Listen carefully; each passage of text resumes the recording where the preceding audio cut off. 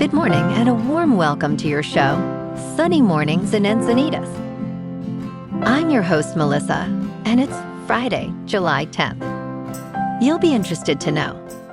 64 years ago, today, in 1962, a transatlantic communications satellite named Telstar was launched and transmitted the first live television signals across the Atlantic, dazzling audiences with moving images from afar.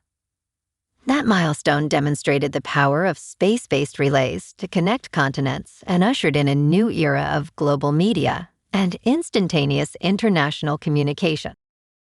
So now you know. And now, it's time for the Surf Report. Friday in Encinitas. This morning it's looking clean with waves around 3 to 4 feet. Conditions hold steady through the morning before getting choppy as winds pick up to 10 miles per hour by noon. Expect the swell to drop slightly to 2 to 4 feet in the afternoon with the wind staying onshore. Best time to ride is at 6 a.m. with a 2-foot incoming high tide when the south-southwest swell is 2 feet at 15 seconds and the onshore wind is 1 mile per hour. The first high tide on Friday will be 3 feet just after 7:30 a.m., followed by a 2.5-foot low tide at 11:30. The nearshore buoy at Beacons reads 72 degrees for the water temperature. Conditions begin clean with waves around 2 to 4 feet on Saturday, but choppy conditions develop later in the day as winds shift. Sunday remains consistent with similar sizes and fair conditions throughout, making it a solid option. Monday sees a swell increase to 3+ feet, but choppy conditions emerge by midday, so early sessions may be preferable. This morning, there's patchy fog, and it feels like 68 degrees with 5-mile-per-hour wind. The sunset will take place at 8:02, and it will rise again tomorrow at 5:49. It looks like we're in for some patchy fog before 11 a.m., then partly sunny skies, with a high near 72, accompanied by a light south breeze around 8 miles per hour. If you're inland, it will hit a high of 73. Tonight, expect mostly cloudy skies with a low around 66 and a light south breeze around 5 miles per hour. Looking ahead in the weather. Saturday and Sunday will be mostly cloudy, with highs near 72 to 73, and south winds around 5 to 10 miles per hour on Saturday. Monday becomes partly sunny, with highs near 74 and mostly cloudy nights in the upper 60s to around 70. Tuesday turns mostly sunny, with highs near 76 and mild nights near 71. Bonjour, food enthusiasts. This podcast is brought to you by Versailles Cafe and Pastries in Encinitas. Nestled on El Camino Real South, just north of Encinitas Boulevard, this cafe is a haven for culinary delights. Indulge in their amazing Eggs Benedict or their gluten-free crepes. You can grab a panini for lunch or just breeze on through to get your morning coffee. They are open every day from 8 to 5. So stop on by and don't forget to tell them Sunny Morning sent you. In local news, researchers at San Diego State University unveiled early results from a new survey on Tuesday, highlighting the ongoing sewage crisis impacting communities near the Tijuana River. More than 500 residents from Imperial Beach, Nestor, San Isidro, and as far north as Coronado and National City participated in the Healthy Water, Healthy Air survey, which ran from September 24 to June 15th. Participants reported symptoms such as nausea, headaches, and anxiety, reinforcing concerns over the pollution's effects on health. The survey underscores the urgency of addressing the decades-long crisis as researchers prepare for peer review and publication of their findings.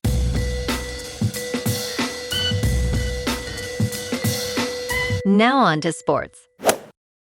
Spain coach Luis de la Fuente stressed that he is not thinking about a potential World Cup semi-final against France, while they still have a quarterfinal clash against Belgium on Friday. He stated, "We are not thinking about anything other than Belgium. If we win, then we will speak about France. But as professionals, I can guarantee that we are completely focused on tomorrow's game." Lafuente acknowledged that France booked a spot in the semifinals after a 2-0 win over Morocco. He remarked, "France were the better team. We know what they are capable of." Lafuente expressed huge respect for Belgium, who beat co-host United States 4-1 in the last 16. He noted, "Belgium are a very strong team with players who are used to win. This will be a challenge." Spain are the only nation left in the tournament that has not conceded a goal, but they are not among the most prolific scorers. The coach mentioned that this is due solely to minor details, adding, "I am aware of what I can control, and I control that well." He concluded, "Whatever else happens is beyond our control. That gives me a lot of peace of mind. It is one thing to be nervous. It is another to be afraid." In local sports, the Padres are looking to bounce back tonight against Toronto. They fell to Arizona 3-1 last night, with Manny Machado hitting a solo shot being the only run San Diego could muster. The loss dropped them to 46-47 on the season. They've gone just 3-7 over their last 10 games, so this homestand matters. Tonight at Petco, the Padres send their starter against Shane Bieber in what shapes up as a solid pitching matchup. First pitch is at 9:40. It's the start of a 3-game series, and San Diego needs to find their offensive rhythm. They've been inconsistent lately. After getting shut out 8-0 to Arizona on Sunday, they bounced back with wins on Tuesday and Wednesday before running into trouble last night. A chance to string together some wins at home in front of the Petco faithful could be exactly what they need to steady the ship heading into the second half. In top news, Kylian Mbappé had a goal and an assist after missing a first-half penalty kick. Ousmane Dembele also scored, and France beat Morocco by a score of 2-0 in the World Cup quarterfinals on Thursday. Mbappé's goal was the 20th of his World Cup career and came in his 20th match at the tournament. France will now face either Spain or Belgium in the semifinals in Dallas on Tuesday. Morocco's coach expressed disappointment, stating they had to run more and struggled with transitions. France dominated with a 21-4 advantage in shots on goal during the match. In business news, Taco Bell is reportedly pulling produce from some stores. Here's what to know. Food safety issues were more problematic for the industry prior to the outbreak of COVID-19, TD Cowen analysts stated, as social media now keeps consumers' attention spans short. An outbreak of cyclosporiasis, a parasite-caused illness with symptoms including explosive diarrhea, has sickened more than 1,000 people in Michigan.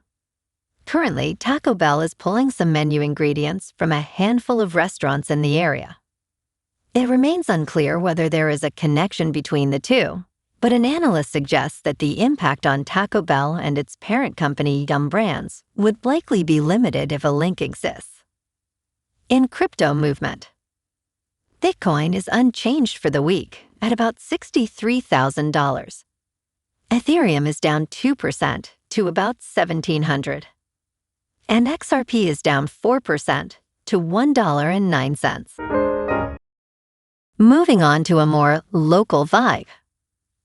In our community spotlight on health and wellness, we are working with a national Pilates studio to bring you some free classes, so listen up. Check out Club Pilates, with several locations in the San Diego area. Pilates presents a comprehensive wellness approach, cultivating strength, reducing tension, and elevating mental well-being. Scientific research affirms its benefits. So now you can check out Club Pilates for a free class, with locations in Encinitas, Solana Beach, Oceanside, La Jolla, and more.